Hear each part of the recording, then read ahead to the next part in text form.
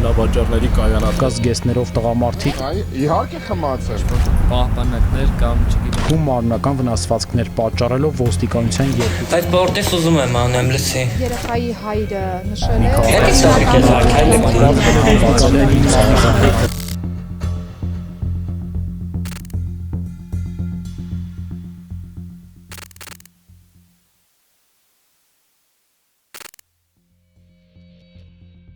Հայաստանում կան երևույթներ, որոնց մասին ընդունված չէ խոսել, բայց ցավոք դրանք լայն թափ են ստանում զարգանալով եւ միլիոններ բերելով որոշ բարձր պաշտոնյաների, ինչպես է ներքին գործերի նախարար Արփինե Սարգսյանի անգործունակությունը եւ Փաշինյանի ընկերոջ հայտնի ալկոհոլիկ Վիլեն Գաբրիելյանի անմիջական ներգրավվածությունը զարգացնում էսկորտի եւ մարմնավաճառության ոլորտը Հայաստանում։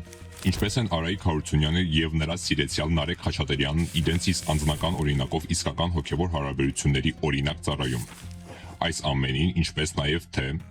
ինչպես է խորհրդարանի փոխոսնակ Ռուբեն Ռուբինյանն աջակցում տրանսվեստիտներին Հայաստանում եւ ինչպես է Ավինյան ընտանիքի կրիպտոարժույթային հիմնադրամն օժանդակում ամեն ինչի ֆինանսավորմանը կանդրադառնանք մեր այս թողարկման ընթացքում։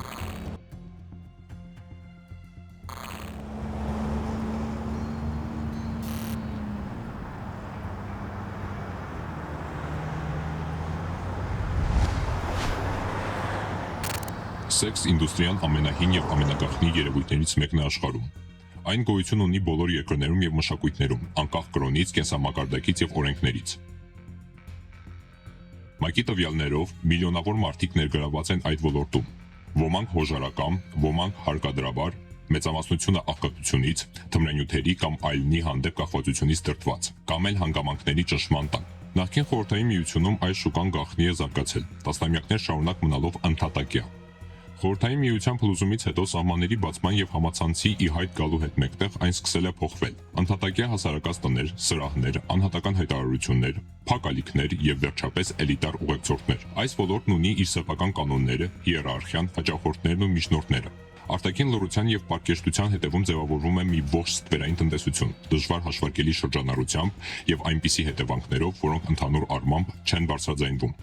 Այստեղ մարդկային մարմինը վերածվում է ապրանքի, իսկ հասարակության լռությունը, անտարբերությունն ու վախը դառնում է այդ ստվերային տնտեսության հիմնական շարժիչ ուժը։ Կառավարության թողտվությամբ այս ոլորտը վաղուց արդեն իրականություն է եւ Հայաստանում։ Տարբեր աղբյուրների եւ լրագրողական հետաքննությունների համաձայն Երևանում եւ այլ խոշոր քաղաքներում գործում են տասնյակ այսպես կոչված մերսման սրահներ ու բնակարաններ, որտեղ գեղեցկության կամ հանգստի ծառայությունների անվան տակ առաջարկվում են ինտիմ ծառայություններ։ Երբեմն զավեշտալի է լուրերի թողարկումներով տեսնել, թե ինչպես են քաղաքապետարանի աշխատակիցները, ինչ որ լիցենզիա թափահարելով, մտնում նման հաստատություններ, նրանց տեսախցիկի առջև ցուցադրաբար հանդիմանում, պարտադրում փակել, այնուհետև մենք տեսնում ենք, թե ինչպես են առավելագույնը մեկ շաբաթ անց այս հաստատությունները շարունակում իրենց գործունեությունը։ Հրապարակայնորեն հասանելի հստակ թվեր հնարավոր չէ գտնել,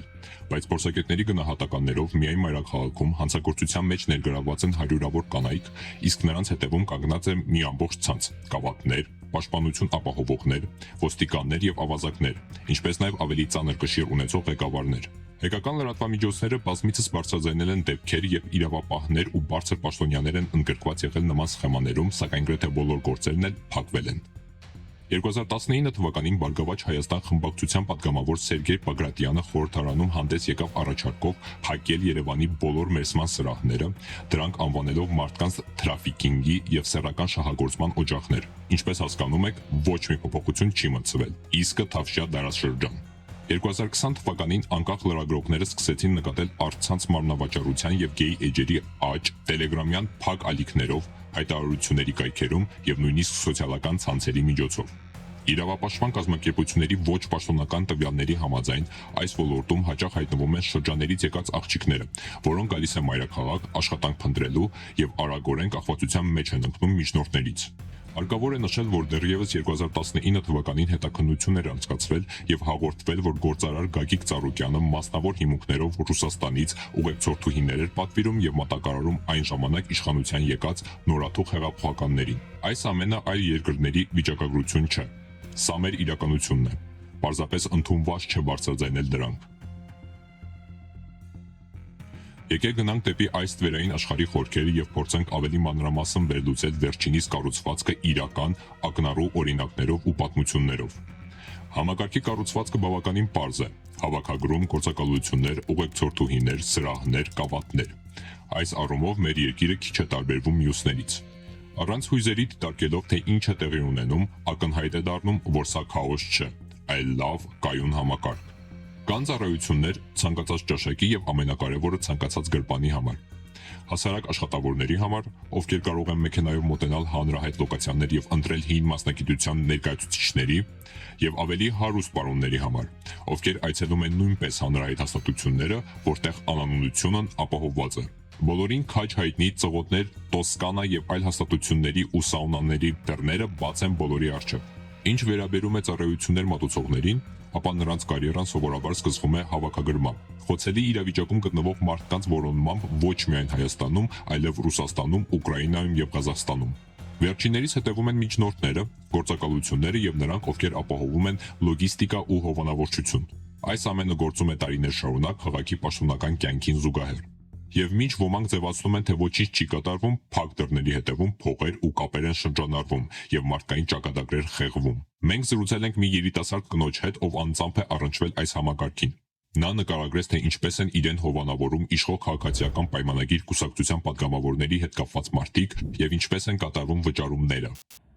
Да вышла из сферы сразу, в моменте. Да. Но сфера такая, на самом деле, это... Расскажи, пожалуйста, про в целом сферу. Давно ты работаешь? Несколько лет. Когда ты начала работать в Ереване, если ты не отсюда? В Ереване начала, я пару дней здесь только. Но я здесь не первый раз. Хорошо, ну то есть здесь как бы замечаешь какой-то активный запрос и спрос, да, на эти вещи? Да не особо, просто так получилось, что приехал. Угу. Расскажи, пожалуйста, кто обычно приходит? Там, встречались ли молодые какие-то ребята? Парни и мужчины. Угу. Ну, молодые какие-то встречаются? Ну да, в основном просто молодые парни или мужчины средних лет. А было такое, что у тебя вызывало сомнение, например, возраст человека? Да. Окей.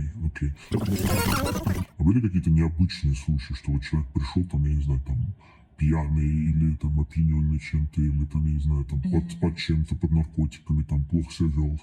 Нет, такого прям не было. Все в основном достойные, приличные ребята. Ну, кто-то покуривает, кто-то вино пьет. Расскажи, пожалуйста, были ли там предложения от ребят, типа там, давай там попьем, давай покурим, давай что-то сделаем? Да, конечно, через одного. Да, то есть все в основном... Да, в основном предлагают. Да, окей. А в основном ночью, да, приходят? Да. Окей.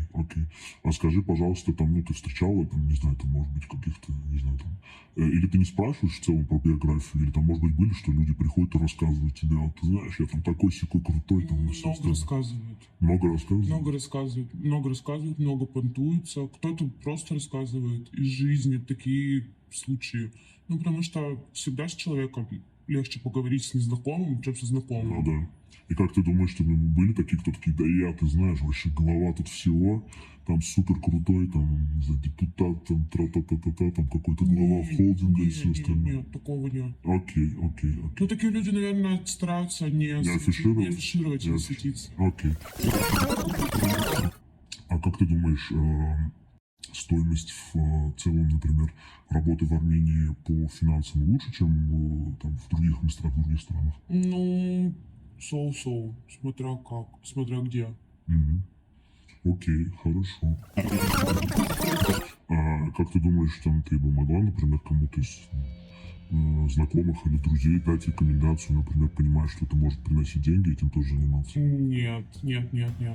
Это всегда потом с психологом нужно, то есть ты очень много денег потом тратишь на то, чтобы восстановиться. Окей. Я понял, хорошо, спасибо.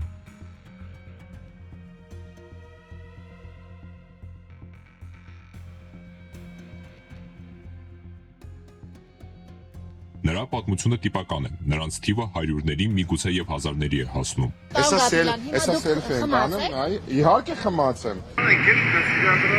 Ես ինչ-որ նկարիլս է, ով շա հրապարակի է, իրա բերանը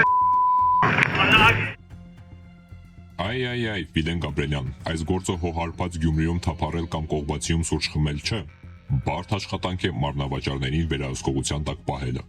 Այս հարցազրույցը դիտելով մենք կարող ենք հասկանալ, թե ինչու են աղջիկները հայտնվում այս ճահիճում, սեքս ոլորտի մեջ։ Գլխավոր պատճառը միմիայն աղքատությունն է։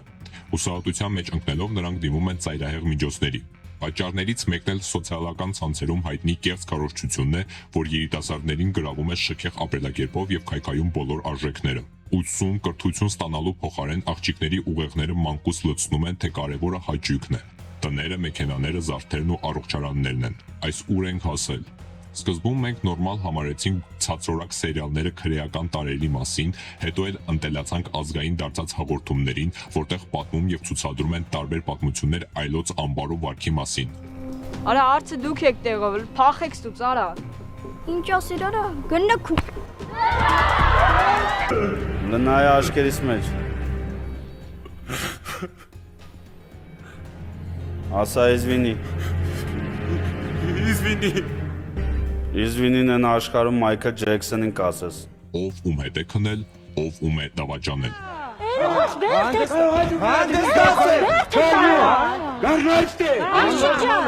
Ու մարդիկ հանդուրժում դիտում են դրանք, մինչ օրս էլ դիտում են։ Էլ չասած ամենահայտնի բլոգերների, նրանց բառապաշարի ու միլիոնավոր դիտումների մասին։ Արիր Չեսցի խվալավ։ Մեր կարծիքով կեղծավորության գագաթնակետը, արժեքների անկումը եւ հատակին հավասարվելու խորհրդանիշը սեքս ոլորտի առումով քաղաքապետարանի հայտնի այգին է։ Գրեթե 100-ամյա պատմությամբ մանկական այգի, որտեղ կան պատերազմի հերոսների հուշարձաններ, ցերեկները մայրերը զբոսնում են իրենց երեխաների հետ, բայց մթնշաղին մարդագայլի նման այն փոխում է իր ձևը, դառնալով տրանսվեստիտների ու նրանց երկրպագուների հավաքատեղին։ Գտնվելով Երևանի քաղաքապետարանի ուղիղ դիմացը, այս վայրն անխափան ու անփոփոխ գործում է գրեթե 20 տարի։ Ինքներդ կարող եք համոզվել այս հարցում։ Բոլորն ամեն ինչ գիտեն, բայց ոչ ոք ոչինչ չի կարող անել։ Կային էնտուզիաստներ, որ առաջարկում էին տեսախցիկներ տեղադրել, բայց ով լսեց նրանց, այդ միամիտներին։ Մայրաքաղաքը յուրաքանչյուրի հասարակական կազմակերպությունը եւ մենք երիտասարդական շարժումը քաղաքապետարանին առաջարկում են մի շարք զբոսայգիներում տեսախցիկներ տեղադրել, սակայն ոչ թե այգիները վերահսկելու, այլ տրանսվեստիտների մարմնավաճառությունը նվազեցնելու համար։ Նրանց տվյալներով Հայաստանում կա շուրջ 3000 տրանսվեստիտ, որոնցից 300-ը զբաղվում են փողոցային մարմնավաճառությամբ։ Այսօր լրագրողների հետ հանդիպմանը մենք երիտասարդական շարժման փոխնախագահ Սևան Աղաջանյանը եւ Մայրաքաղաքը յուրաքանչյուրի հասարակական կազմակերպության նախագահ Մելինե Յավարյանը տեղեկացրին, որ վերջին տարիներին տրանսվեստիտները մարմնավաճառությամբ զբաղվում են հենց պետական մարմինների շենքերի շրջակայքում։ Թե մարմնավաճառության տեսանկյունից ինչ գրավչություն ունեն նրանց համար այդ շինությունները, Մելինե Յավարյանը դժվարացավ պարզաբանել։ Եվ ամենասարսափելին այն է, որ եթե փորձենք նույնիսկ մատով կպչել այս այլասերվածներից մեկին, անմիջապես խնդիրներ կունենանք։ Եվ ինչ է կարծում, ում կողմից, գավաթների, ոչ ոստիկանության։ Հետո էլ այս կերպարանափոխված հիմարների կողմից կստանաք։ Կար նույնիսկ իսկապես աղաղակող անօրինականության դեպք, երբ տրանսվեստիտները ծեծի են ենթարկել ոստիկաններին։ Կարող եք պատկերացնել ամոթի եւ նմաստացման մակարդակը։ Հանդուրժողական հասարակություն կառուցելու քողի տակ իշխանությունները վաղուց աջակցել եւ արտոնյալ վերաբերմունք են ցուցաբերել այս այլասերվածների նկատմամբ, դրանով իսկ խաթարելով նորմալ ավանդական հիմքերը եւ ավելի հիասթափեցնելով ժողովրդին, որը տեսնելով այս կամայականությունը ընկնում է հուսահատության եւ անզորության մեջ։ Թերևս այստեղ պետք է իշտակենք նաև վարչապետի աշխատակազմի ղեկավար Արայիկ Հարությունյանի եւ արձանագրության վարչության խորհրդական Նարեկ Խաչատրյանի, այլ կերպ ասած ղեկավարի եւ նրա ենթակայի միջև սիրո շատ ցայտուն օրինակ եւ ոչ միայն պլատոնական։ Մենք հետաքննություն անցկացրեցինք եւ պարզեցինք, որ նրանք գրեթե բոլոր արտասահմանյան ուղևորությունները միասին են անցկացնում։ Ահա նրանք Իսպանիայում, միասին Փարիզում էին։ Ինչ համ ուներ ֆրանսիական բակետը, Արայիկ։ Եկեք քննենք Նարեկի կենսագրությունը եւ ամեն ինչ պարզ կդառնա։ Տաղանդավոր երգիչ, նա երգեց եւ հանկարծ դարձավ քաղաքական գործիչ եւ այն էլ այդ մասշտաբի։ Այս գործընկերները կատարում են արդյոք արձանագրության պահանջները, երբ առավոտյան միասին են արտանում։ Նարեկը դեռ պահում է բարձրախոսը, թե սովորեցրել է Արայիկին բարձրախոսով կառավարելու արվեստը։ Իսկ եվրոպացիներ, այլ կերպ չես ասի։ Մեզ նաև մտահոգում է այն փաստը, որ որքան էլ տխուր լինի խոստովանելը, տրանսգենդեր եւ գեյ ծառայությունների շարունակական պահանջները խթանում է այս երևույթի աճը։ Այո, պահանջար, սա զուտ տնտեսագիտության նման է։ Ով է օգտվում այս այլասերվածների ծառայություններից։ Ինչու՞։ Հարցեր, երեսպաշտություն եւ երկակի չափանիշներ։ Ինչ վերաբերում է քաղաքապետարանի շենքի հարևանությամբ գտնվող այգու տարածքում ֆինանսավորմանը եւ եկամուտներից կաշառք ստանալուն, դրանով զբաղվում է Արամ Ջիվանյանը, որը վերջերս նշանակվել է թուրքագետ Մխիթար Հայրապետյանի ղեկավարած բարձր տեխնոլոգիաների նախարարության ռազմաարդյունաբերության կոմիտեի նախագահ, չի ամաչում իր ֆինանսական հայտարարագրում բացահայտել այն կրիպտոարժույթը, որը նա եւ Ավինյանը լվացել են։ Միայն մտորեք, գրեթե $700,000 եւ դա ամբողջ այն գումարն է, որ սովորական մարդիկ վճարում են հարկերի տեսքով այս պաշտոնյաների ցանկասեր եկամուտների համար։ Մենք հետաքննություն անցկացրեցինք եւ պարզեցինք, որ տարբեր ուղեկցորդուհիներ ներկայացնող այս կայքերում վճարումները տանում են նաեւ դեպի Տիգրան Ավինյանի եւ Արամ Ջիվանյանի հայտնի դրամապանակները։ Ահա եւ նա, Երևանի գիշերային քաղաքապետը, Շնորհիկ Փաշինյանի եւ Աննա Հակոբյանի։ Ինչպես տեսնում եք, խնդրի մասշտաբները հսկայական են։ Սա եւ զավեշտալի է, եւ տխուր։ Վիկիպեդիան նույնիսկ ամբողջական հոդված ունի Հայաստանում մարմնավաճառության մասին։ Սարսափելի թվերից բացի, որոնք ոչ ոք չի կարող հաշվել եւ փորձում են նվազեցնել կամ թաքցնել, օրինակ ոստիկանության պաշտոնական զեկույցներում դեռևս 2012 թվականին գրանցված մոտ 240 մարմնավաճառ է թվարկված։ Սարսափելի է նաեւ, որ շատ հայ կանայք մեկնում են Թուրքիա մարմնավաճառությամբ զբաղվելու։ Այստեղ խոսքերն անգամ իզորու չեն։ Խոսենք նաեւ մեկ այլ փաստի մասին։ Ռուբեն Ռուբինյանը, Թուրքիայի հետ հարաբերությունների կարգավորման հարցերով Հայաստանի հատուկ ներկայացուցիչ, որը վերջերս դարձել է իշխանության ամենաաղմկոտ խոսնակը, ակտիվորեն, բայց իր կարծիքով գաղտնի կերպով աջակցում է մի քանի հասարակական կազմակերպությունների։ Ինչու ենք մենք հետաքրքրված դրանով։ Վերջին տարիներին Հայաստանում ի հայտ են եկել մի քանի հասարակական կազմակերպություններ Երևանի LGBT համայնքին աջակցելու համար։ Նրանցից ամենաակնառուն եւ ակտիվներն են Pink Armenian եւ Right Side Human Rights Defender-ը։ Վերջին կազմակերպությունը պարբերաբար հանդիպումներ է անցկացնում Ստամբուլում Մեծ Բրիտանիայի դեսպանատան եւ եվրոպական կազմակերպությունների աջակցությամբ, որպեսզի քննարկի Հայաստանում LGBT համայնքի իրավիճակը բարելավելու եւ Երևանում ավելի շատ միջոցառումներ անցկացնելու ուղիները։ Այս հկներից մեկի ղեկավար Լիլիթ Մարտիրոսյանը ակտիվորեն շփվում է Ռուբեն Ռուբինյանի հետ եւ նրա ֆեյսբուքյան ընկերն է։ Իրավունքի կողմ իրավապաշտպան հասարակական կազմակերպության կողմից իրականացված հարցման արդյունքում LGBT-ի քանձանց 32%-ը չի ստացել միջնակարգ կրթություն։ Բարի գալուստ LGBT առաջին ակադեմիան Հայաստանի Հանրապետությունում։ Թուրքիայի հետ իսկական խաղաղության դարաշրջան է սկսվել։ Կար ֆուտբոլային դիվանագիտություն, իսկ հիմա տրանսգենդերների եւ գեյերի դիվանագիտությունը լիարժեք ընթացքի մեջ է եւ առաջարկություններն էլ գալիս Թուրքիայից։ Մեզ պետք է նման գործիչներ եւ կազմակերպություններ, թե սա նույն եվրոպական ինտեգրացիան է, որի մասին բոլորը խոսում են։ Նե Օլդու Փաշինյան, ինքներդ եզրակացություններ արեք։ Եվ եթե հաշվի առնենք նաեւ մանկական մարմնավաճառությունն ու սեռական թրաֆիքինգը, ըստ էության ստրկությունը 21-րդ դարում կարելի է միայն մտածել։ Իսկ կառավարությունը որևէ քայլ կձեռնարկի դրա դեմ։ Ներքին գործերի նախարար Արփինե Սարգսյանի անգործունակությունը միայն սրում է այս փաստը եւ ստեղծում վտանգավոր ցիկլ՝ ստվերային տնտեսության աճ, թմրանյութերի օգտագործում եւ զենքի տարածում, ինչպես նաեւ սպանությունների մակարդակի աճ։ Գաղտնիք չէ, որ մարմնավաճառությունն ու թմրամոլությունը նպաստում են սեռական ճանապարհով փոխանցվող հիվանդություններին, ինչպես նաեւ ամեն տեսակի կեղտի, մակաբույծների եւ վարակների տարածմանը։ Կարծես թե փոփոխություններ են պետք։ Այսպիսով մենք փորձեցինք հասկանալ հիմնական խնդիրներից մեկը, որը վաղուց ի վեր տարածվել է մի քանի փողոցների կամ այգու սահմաններից այն կողմ։ Մեր աչքերի առաջ չարիքի մասշտաբները մեծանում են, անմիջականորեն ազդելով ազգի առողջության վրա, թե ուղիղ, թե փոխաբերական իմաստով։ Ամենակարևորը մեր ազգի բարոյական հիմքերը վտանգի տակ է։ Դրանք գտնվում են անմիջական հարձակման տակ, թաքնված հաճույքների դարաշրջանի քողի տակ։ Մինչ մենք լռել ենք, անհասկանալի բաներից շատերը դարձել են նորմա, որոնց մասին հայտնի է, բայց դրա դեմ ոչ ոք ոչինչ չի անում, եւ եթե հասարակության կողմից դեռ փորձեր են արվում, ապա կառավարությունն անգործության է մատնված, ձևացնելով, թե չի տեսնում ինչ է կատարվում, չնայած կարող էր գոնե պատուհանից դուրս նայել, թե ծուկը գլխից է հոտում։